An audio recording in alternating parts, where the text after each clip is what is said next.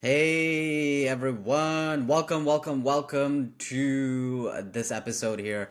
This video, what have you. I'm going to be super raw in this one. I'm not going to be too scripty. I'm not going to go necessarily through my framework or any of that. This is like a one take, one shot, one recording kind of video.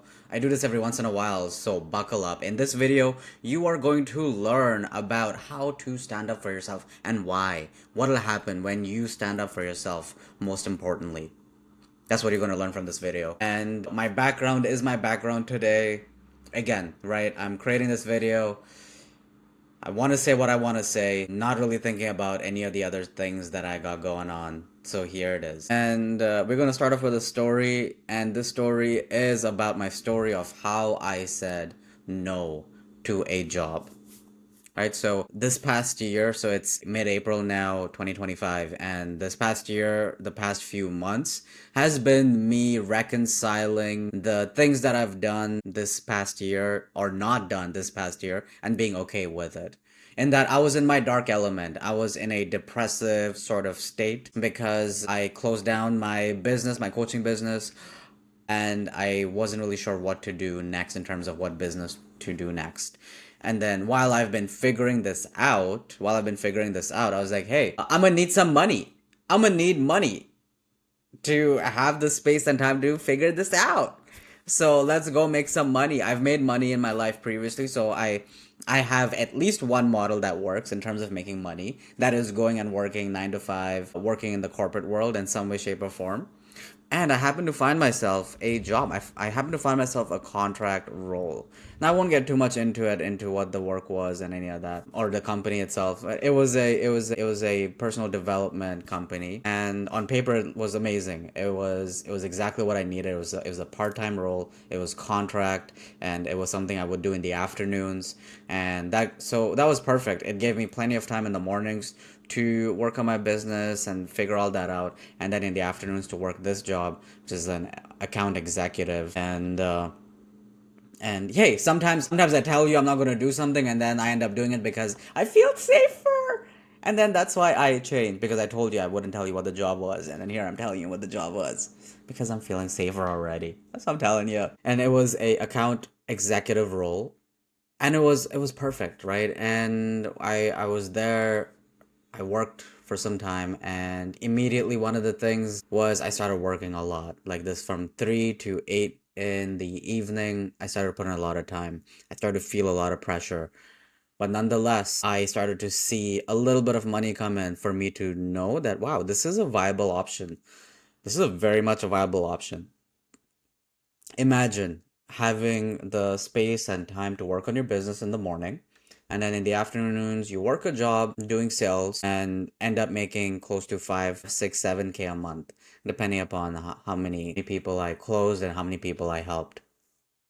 And so I started that, and I was moving through it. It took me some time to adjust to someone else's like model of life, because I've been on my model of life for some time, and I know I don't have all the answers, and I know a lot of my ideas are bullshit sometimes. Yeah, it just is. And the only way for me to test out these ideas and to execute is to execute on them, right? And then I was there in that job for a few weeks, and I just felt more and more friction, right? I just felt more and more friction.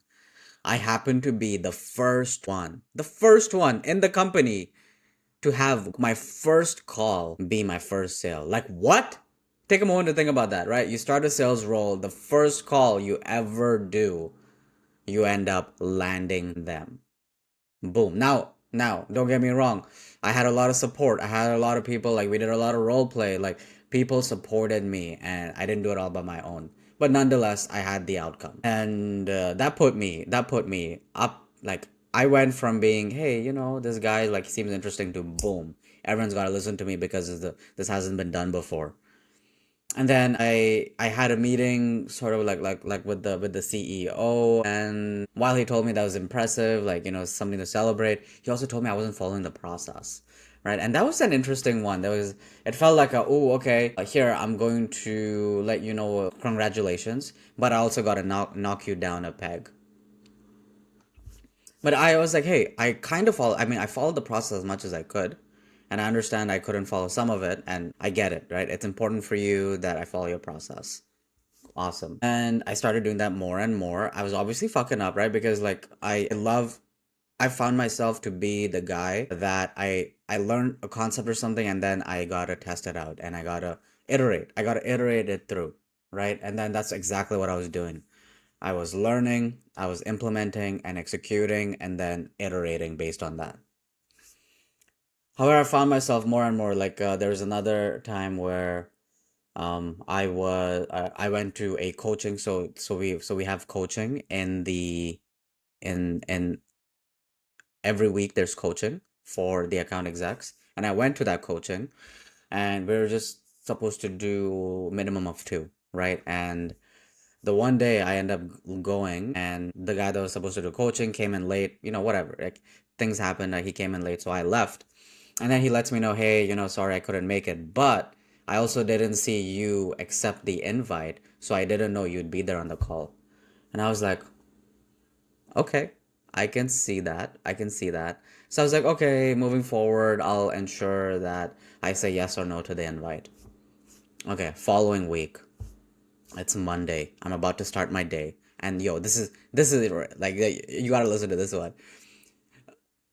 I start my day. I start at 3, and the coaching happens at the same time. It starts at 3 too. So it's almost like I start that work with the coaching if I am going.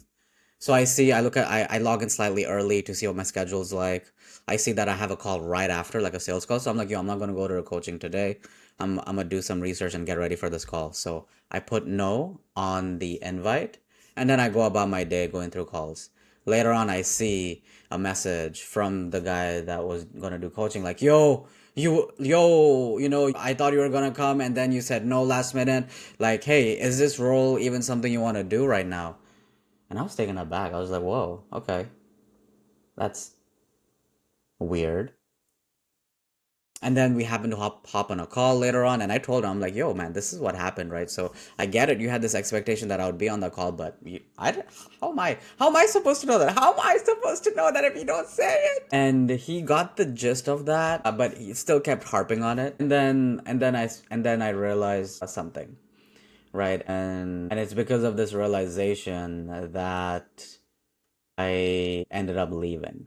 Right, I ended up leaving. And that is where we're coming at here. So listen closely, right? That I ended up saying, "Hey, I made the decision that hey, this is not a good fit for me and I am therefore going to leave." And here the important thing is I was super afraid of doing this because I don't have a backup, right? I don't have a backup just yet. But I knew we couldn't move forward. Right? Whether it was yesterday or 2 months from now, the inevitable would happen, right? Like the clarity of the situation came that this is not gonna work. And I had to make a decision, either to wait to decide, maybe he might decide, or we both won't decide, and then we'll still continue doing this until it's unbearable, until we both fucking hate each other and it becomes even more toxic. Or I make the decision and say, okay, thank you. I don't know what the fuck I'm gonna do next. I have an idea that things will work out, but I know right now I don't have a backup, but I do gotta leave. Right? So that's what I ended up doing.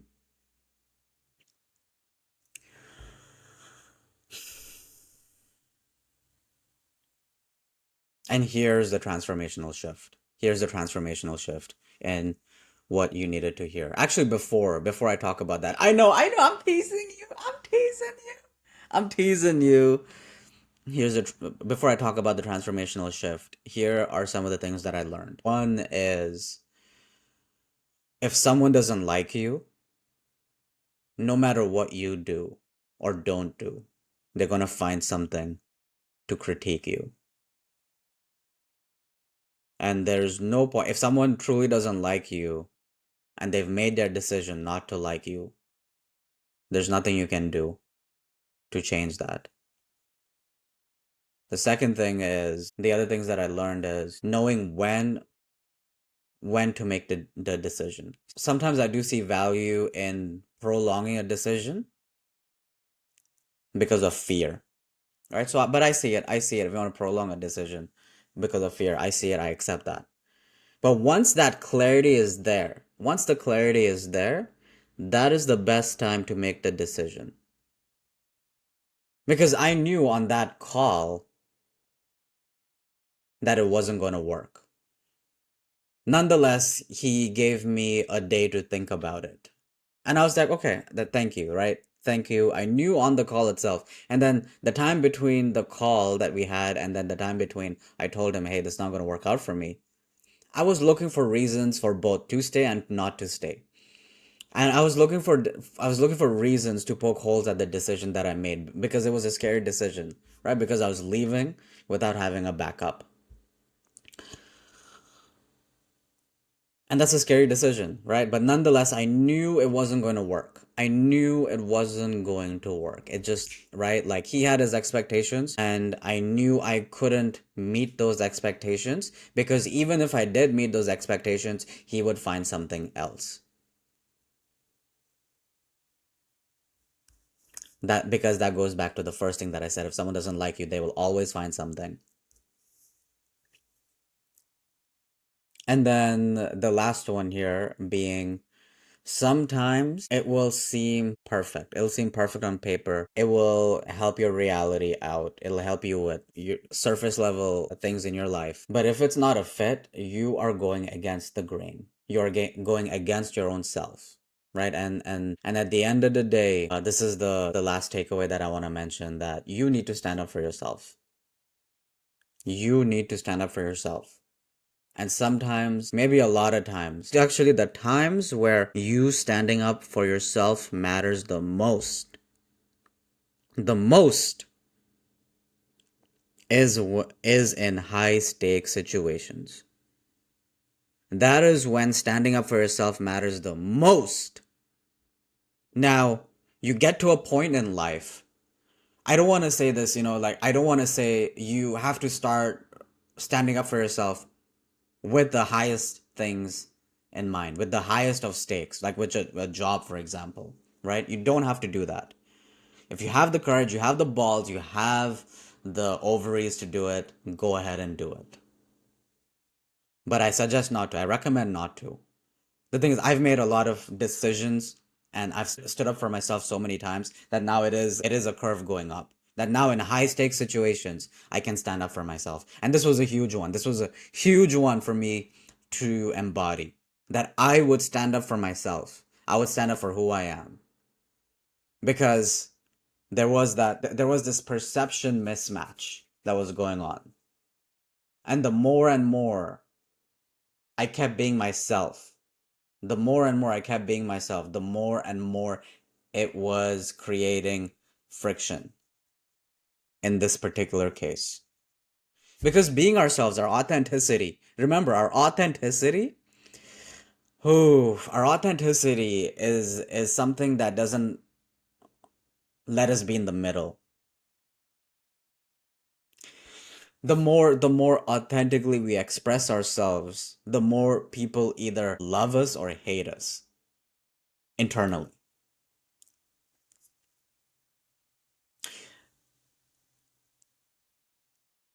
And it's accepting that. Gabor Mate talks about this so beautifully that there is a there the scale that we're talking about is attachment to authenticity.